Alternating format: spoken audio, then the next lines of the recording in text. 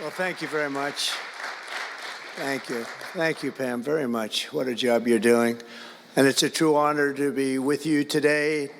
This is a storied hall, if there ever was one. And based on the crowd, I think we broke the all-time record.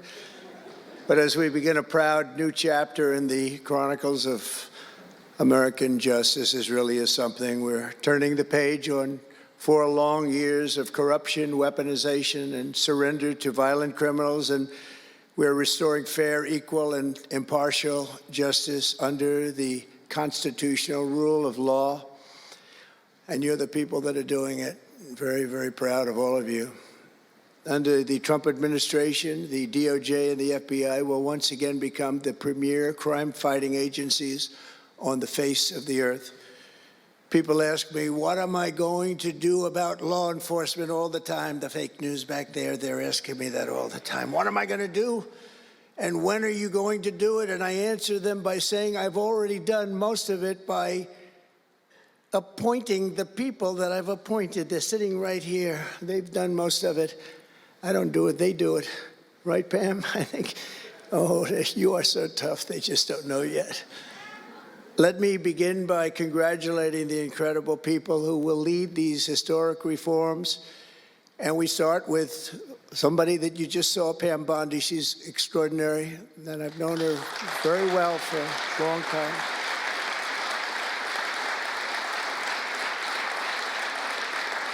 I watched her for a long time in Florida, for years in Florida, and highly experienced. She seems so young, but she's highly experienced, that I can tell you. She was a phenomenal attorney general in Florida, and she's going to do a really amazing job. Also, our new director of the FBI, Kash Patel. Kash, right.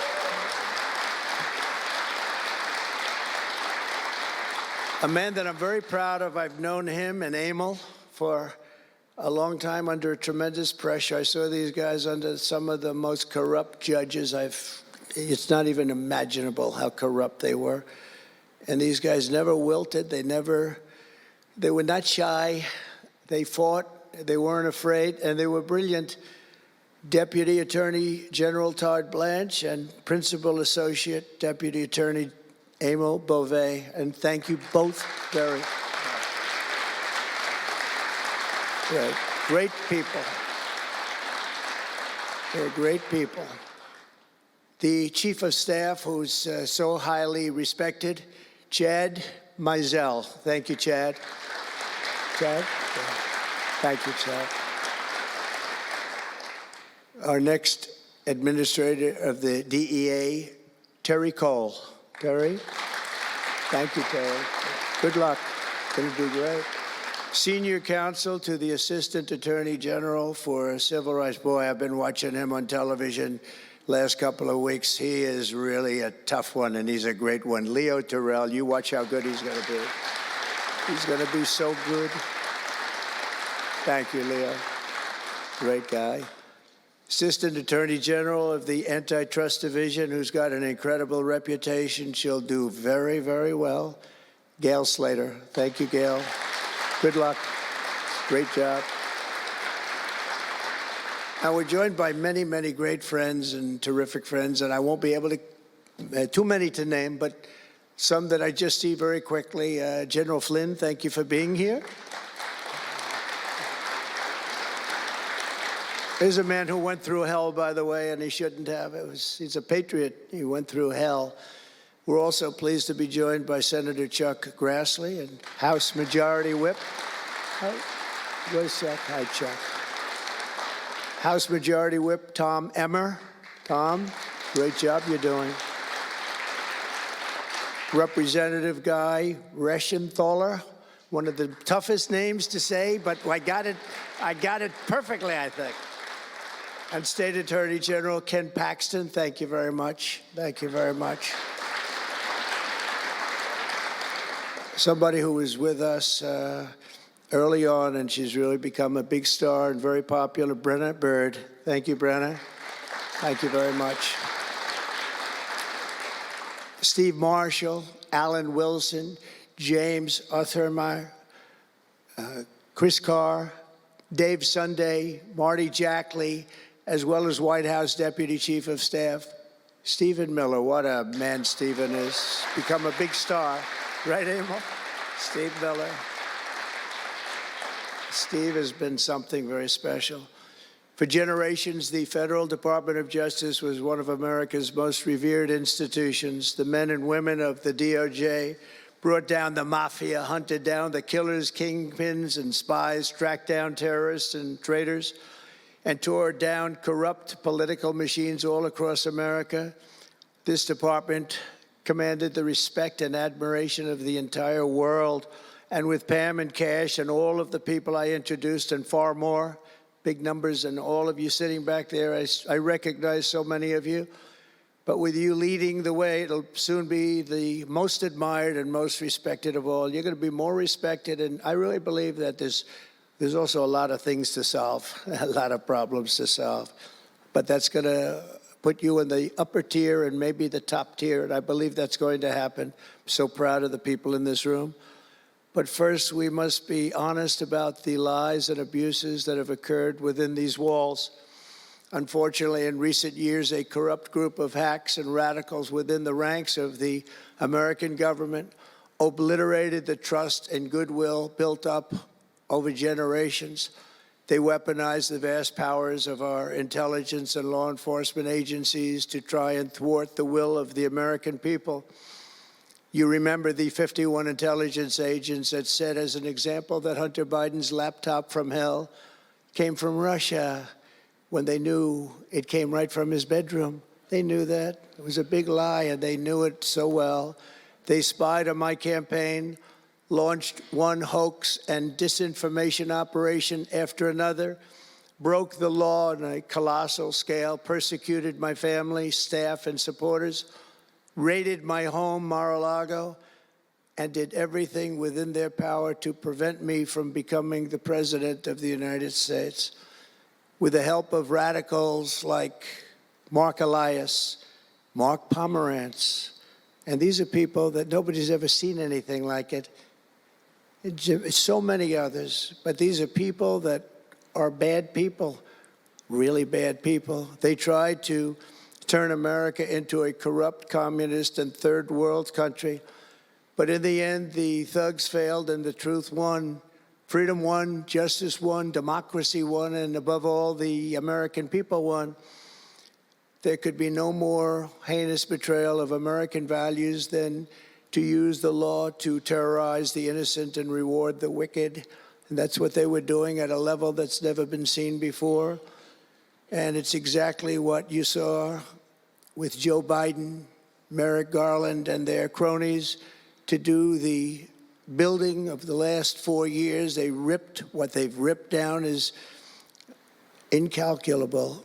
But what you're going to build up is likewise something that will be breaking all sorts of records. They set loose violent criminals while targeting patriotic parents at school board meetings. They dropped charges against Antifa and Hamas supporters while labeling traditional Catholics as domestic terrorists. The Catholics, we did very well with the Catholic vote, so I want to thank them for that. They really did, record numbers. I would say, what's with the Catholics? They're really after the Catholics, so I don't know. They were after a lot of people. Maybe they didn't even know why. They imported illegal alien murderers, drug dealers, and child predators from all over the world to come into our country while putting elderly Christians and pro-life activists on trial for singing hymns and for saying prayers. They went to jail for that. Our predecessors turned this Department of Justice into the Department of Injustice. But I stand before you today to declare that those days are over, and they are never going to come back. They're never coming back.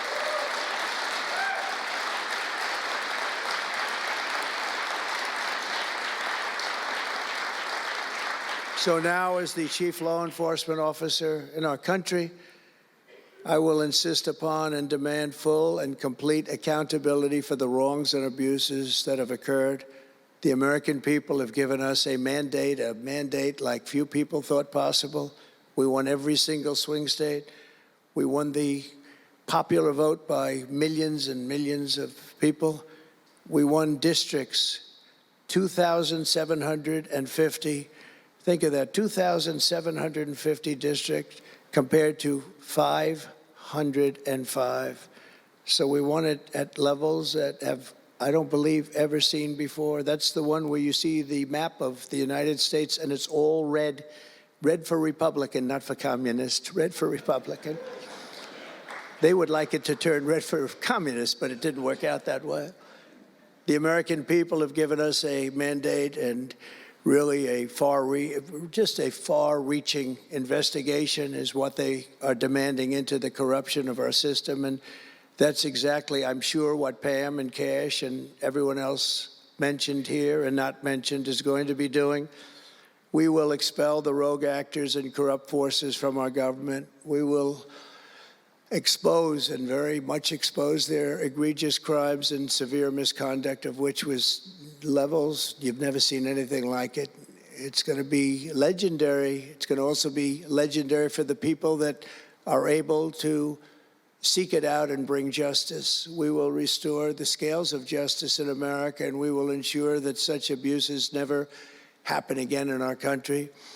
And that's why on day one, I signed an executive order banning all government censorship and directing the removal of every bureaucrat who conspired to attack free speech and many other things and values in America.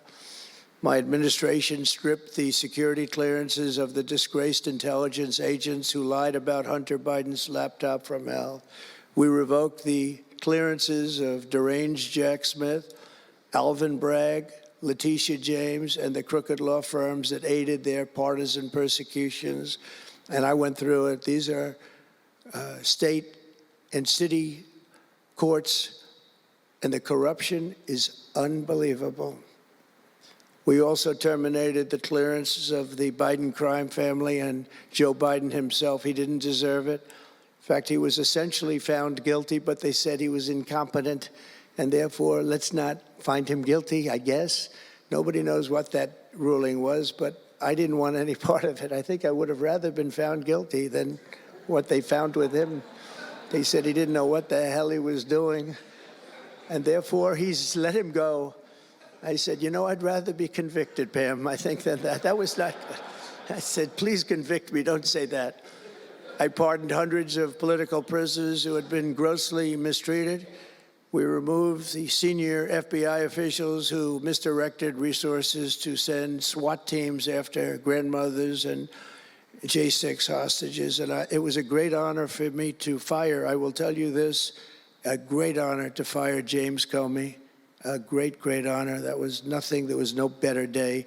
A lot of people said, oh, that's too bad you did that. And they said that's going to be, and you know what? A year later, they said, that actually saved the administration because the level of corrupt things that we learned after that turned out to be that they were doing, in fact, a terrible person, did terrible things and persecuted people, and all in the guise of being an angel, but he wasn't an angel. We created a brand new DOJ task force and anti-Christian bias, and under Director Patel, we're getting the FBI agents out of the headquarters in Washington, D.C., and back on the streets in pursuit of dangerous criminals where they belong and where they want to be. And, you know, you have that big FBI building, and it's a very big building, and they were going to build an FBI headquarters 3 hours away in Maryland, a liberal state, but that has no bearing on what I'm about to say, but we're going to stop it. Not going to let that happen. We're going to build another big FBI building right where it is, which would have been the right place because the FBI and the DOJ have to be near each other. You can't that's one thing I did learn from this persecution. The FBI and the DOJ work together. Now, in my case, they work together for bad purposes, but they do. They were always together. So how can you have one that's 3 hours away? But one thing I said to Cash, well, we're going to get a great building built. It's going to be a magnificent building. He said, sir, we don't need that kind of room. I said, what do you mean? He said, I'm just going to take a old Department of Commerce building that's about 25% the size, and that's what I need. We're going to have the best staff that you've ever seen, and that's what I need. It's in a nice location, but I don't need that big building. Why don't you just sell the site to somebody, and we're going to be very happy. And they want to have far fewer people, but we also want to have them in D.C., and if for no other reason, we like having law enforcement walking the streets of our capital, because when the bad guys are out there and they see there's an FBI agent, that's the ultimate in law enforcement, and they're not going to be acting so bad. We're cleaning up our city. We're cleaning up this great capital, and we're not going to have crime, and we're not going to stand for crime. And we're going to take the graffiti down, and we're already taking the tents down, and we're working with the administration. And if the administration can't do the job, we're going to have to take it back and run it through the federal government. But we hope the administration is going to be able. So far, they've been doing very well. The mayor's been doing a good job. We said there are tents galore right opposite the State Department. They have to come down, and they took them down right away. And so far, so good. But we want to have a capital that can be the talk of the world. When Prime Minister Modi of India, when the President of France, and all of these people, the head of Prime Minister of United Kingdom, they all came to see me over the last week and a half. And when they come in, I had the route run. I didn't want to have them see tents. I didn't want to have them see graffiti. I didn't want to have them see broken barriers and potholes in the roads, and we had it looking beautiful. And we're going to do that for the city. And we're going to have a crime-free capital. When people come here, they're not going to be mugged or shot or raped. They're going to have a crime-free capital again. It's going to be cleaner and better and safer than it ever was, and it's not going to take us too long. There's a new phenomena that is taking place with these violent, vicious lawyers that we have all over. They play the ref. You know what playing the ref is? Like the great Bobby Knight basketball coach. He'd scream and scream at the ref. He'd scream. I watched it. By the way, I love Bobby Knight because he endorsed me. And having Bobby Knight's endorsement in Indiana was an extremely good thing. A friend of mine said I was running in Indiana at the time. This was early on, 2016. And I was doing great, but a friend came up and said, "Do you know Bobby Knight?" I said, "No, I don't, but I hear he was a tough cookie." He said, not only tough, he was beyond tough, but he's the most popular guy you can imagine. It turned out he wanted to endorse me. He called me about 2 years before. He said, "Sir, I'd like to endorse you." I said, "Is this really Bobby Knight?" I said, "It's me." I could tell it was Bobby Knight. He had been known for throwing the chair across the court and slapping a player. Can't do things like that, right? And the man that came in fired him. He was a new administrator for the college. That guy didn't last very long. They were like 14-0, and they fired Coach Knight. That was not good, but he had a little chip in his shoulder. But he loved Trump, and he came in, and he said, "I'd love to endorse you." He said, "If you ever run, please call me." So he said, "Do you know Bobby Knight?" I said, "Well, I don't know him," but he called me a couple of years ago. It was an amazing phenomenon. I took his number, and on each side of my desk in New York, I had stacks of paper, like nice and neat, but about 2 feet high each.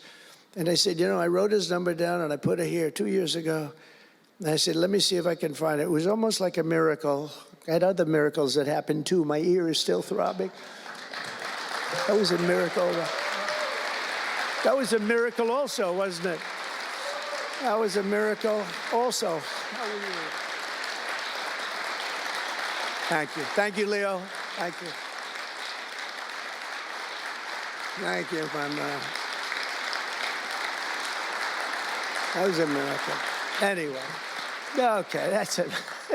That's very nice, thank you. But, so he said, Bobby Knight. So I said, I put his name down and I wrote it down. It's in one of these stacks. I lifted up. There would have to be 2,000 to 3,000 pages in each stack. I lifted it up, the first one, had no idea. And there was his name on a little card, Bobby Knight with his number. It was like incredible. I tell that story all the time. And I called him and dialed the number. He said, I've been waiting for you to call.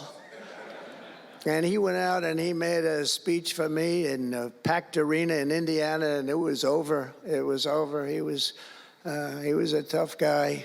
He actually went a little far, if you remember. He made a great speech because he was actually a motivational type guy, to put it mildly. But he left the stage, and then I'm talking, and he walks back onto the stage. I said, uh-oh, this is trouble. Why is he coming back? He was a big guy, too. Why is he coming back? He said, may I say a few more words? I said, yeah, go ahead, Bobby, say a few more words, a little different. And he said, and let me tell you something about this guy, Trump. This guy, if he has to, will use the nuclear weapons that we have. He will use he has no fear. He's going to use, and that's the kind of guy. And he walked off the stage. I said, I think I'm in big trouble, Pam. That was not good, but it worked out okay. In the meantime, we won the state in a landslide, and it was great, and it was just an amazing period of time. But this is the most amazing period of time. I think this is more amazing. What's taken place has been more amazing. I think it's more consequential, and if we do the job, one of the big media outlets said what we did was the most consequential election in the last 129 years. Well, if we do the job that we're all capable of doing, I think it's going to prove to be that and then some. And that's what we want to do. We have a real big shot at making this country so great, so great. What happened to our country was so sad. What they've done in 4 years to our country with the borders, with Afghanistan, the most embarrassing period of time, allowing the Russian situation, was never going to happen, with Ukraine. Allowing October 7th to happen would have never happened, because under me, Iran was totally broke. They had no money. They weren't giving any money to Hamas or Hezbollah. It was totally broke. But allowing inflation, look at what inflation's done to people, been so devastating. And now you see that, by the way, price of eggs is down 35% in the last week and a half. We're doing a good job. Brooke is doing a good job. Brooke Rollins and everybody. And inflation's down, interest rates are down, gasoline has come down to a level that we haven't seen in a long time. All things that we wanted to do, because then everything else is going to be coming down. We want it to come down. We want bacon to come down, and groceries, a term I used to use. It's sort of an old-fashioned term, but I used to use it on the campaign trail, those last 90 perfect, beautiful days. We just hit it. And I want to thank Susie. You have done a great job, Susie Wiles. Great job, Susie. A big magazine just named her the most powerful woman in the world, and that's okay with me. She is the most powerful woman. You think about it, John, right? The most powerful woman in the world, but she's great. And we had a great 90 days. It was a perfect 90 days, and it was a great result. But we want to put that result to good use by doing a phenomenal job. And I want to tell you that Todd and Emil know this very well. We had an amazing judge in Florida, and her name is Eileen Cannon. And I didn't know her. I still don't know her. I don't believe I ever spoke to her, even during the trial. But I did appoint her, federal judge. And these fake lawyers, these horrible human beings, were hitting her so hard, public relations-wise. They were playing the ref. I don't think it's legal. I don't think it's legal. They might as well go out and just shout it in a courthouse. They were saying she was slow, she wasn't smart, she was totally biased, she loved Trump. I didn't know her, other than I saw her the couple of days that I was in court, and I thought her decorum was amazing. Anything bad they could say, though, they were saying about her, it was whatever they could say bad about a human being, all made up, because actually she was brilliant. She moved quickly. She was the absolute model of what a judge should be, and she was strong and tough.